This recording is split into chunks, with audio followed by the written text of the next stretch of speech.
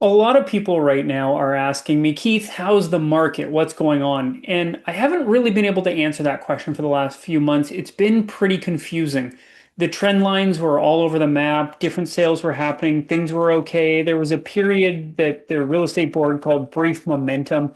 But I want to tell you what I believe is going on right now. I think in many segments of the market, we are back at 2016 prices. That's crazy to hear in Vancouver that we could be set back a decade or more on values, but that's what the numbers are finally showing me.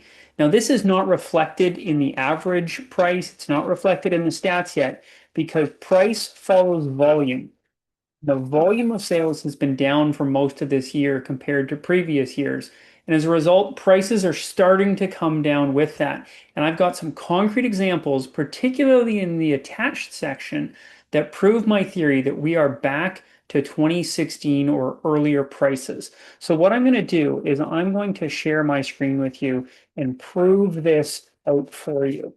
Now, first, I want to show you some of the headlines we're seeing. So, the Greater Vancouver Realtors Association put out their press release last month, and it says Metro Vancouver home sales lose brief momentum. And we thought that, April, May, June, things were looking good, but July they dropped again. Okay, that kind of makes sense. And then you look at the Real Estate Weekly publication, their headlines are talking about how things are pretty good going on in the market. And you can read these insights, and I'll include all these links if you want them. But let me show you some concrete examples of what's going on. So this is the back end of Realtor.ca. Now, I just saw this property come up this week, right here, and I'll make this a little bigger so you can follow along. So this property came on for $749,000. What it is doesn't really matter. I'll include the property so you can look through them, but this one just came on for $749,000. It's a two-bedroom condo in Fairview. Look at this. These people bought this home, same home, they bought it in 2016 for $799,000. It was listed for $749,000. They paid $799,000 in August of 2016. And now they are listed with a very nice reno, I might add, for $749,000. So they are priced below what they paid 10 years ago. Let's look at another example. This home here, this sold in April of 2022. Now, that was a bit of a hot market. Things were pretty crazy there. This is a house in Kitsilano. Sold for $3,350,000 in April of 22.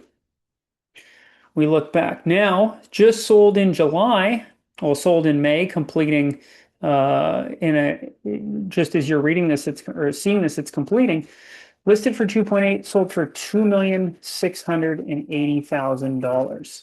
$3,350,000 in 2022, down to $2,680,000 just this month. Again, this house on West 14th just sold. Sorry, click back here. Just sold for $2,695,000 in June of this year. $2,695,000. Previous sale price 2017, $3.2 million. So this went from $3.2 million to $2,695,000 in 9 years, down hundreds of thousands of dollars. And this property on Adinak, which is currently listed, this is a nice townhouse complex. I've been in there. It's listed for $1,299,000. It's been on for 3 weeks. Let's just look at the history on this one because the previous sale didn't post. But if I go to the tax report, I can see that this property closed when they bought it new in 2017 for $1,399,000. Now that number theoretically also had GST on top of it. So that would have been another $60,000. There might have been some rebates on that. There might have been some kickbacks, or we call them decorating allowances. In any scenario, this was $1.4 million in 2017, and it's currently listed for $1.3 million in 2026, 9 years later. It's bringing me back to my thesis that we are back at 2016 prices. And the final example I'll give you is this property on Angus Drive. This is currently listed for $2,799,000. Just came on the market, been on for a week. The previous sale price on this one was 2024 for $3,600,000. Now, this one might trade a little differently. We'll see how this $2.8 million list price plays out. But what you can see here is prices over a 10-year period are down. Now, why isn't that reflected in the stats? So this is Vancouver over the last 10 years. This is the benchmark price. So we see January 2016, it was just 1.1 million. This is all product types. And now it's 1.18 million. So prices are up, call it 7% over that time. It's telling me it's 5.9% over that time. But what if we break it down by product type? Interestingly, the condo or the detached market, which is townhouses, and this does not include half duplexes, that stat's not included.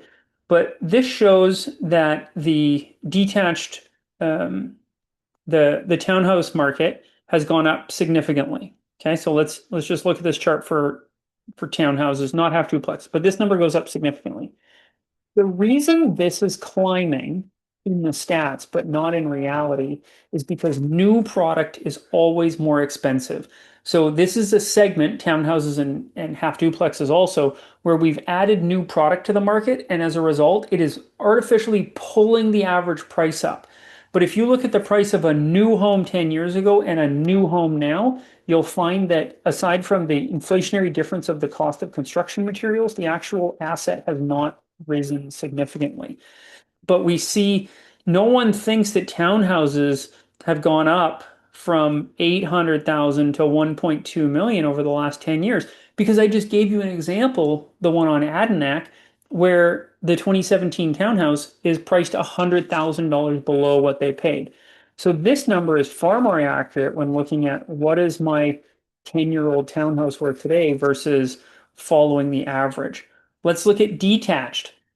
Detached pricing is showing almost exactly the same. It went up, it went down. This, by the way, was the foreign buyer taxes followed by the foreign buyer ban.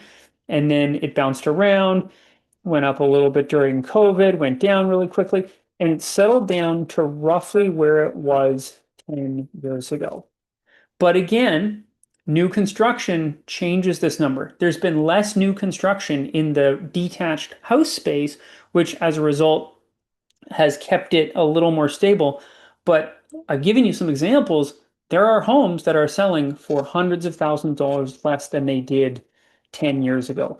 And many multiple hundreds of thousands more than when they had sold in 2021 or 2022. And then finally, let's look at apartments. This is another one where the stats, I believe, are misleading consumers. The average price of a Vancouver condo was 500,000 in 2016, and now it's 750,000.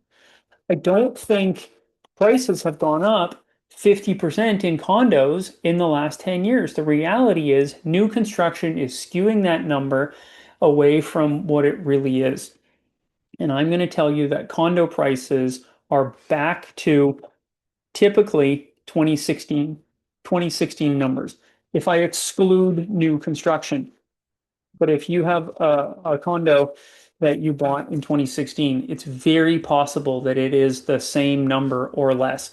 And we saw that as an example with this property on West 7th Avenue that's currently listed for $50,000 below what they paid for it in 2016. Now, this is not everything. Not everything is down. Not everything is bad. Things are moving, but within different segments, there's really different dynamics. And if you don't understand the dynamics and you don't go multiple layers deep on them, you are doing yourself a disservice as a seller to not understand the market.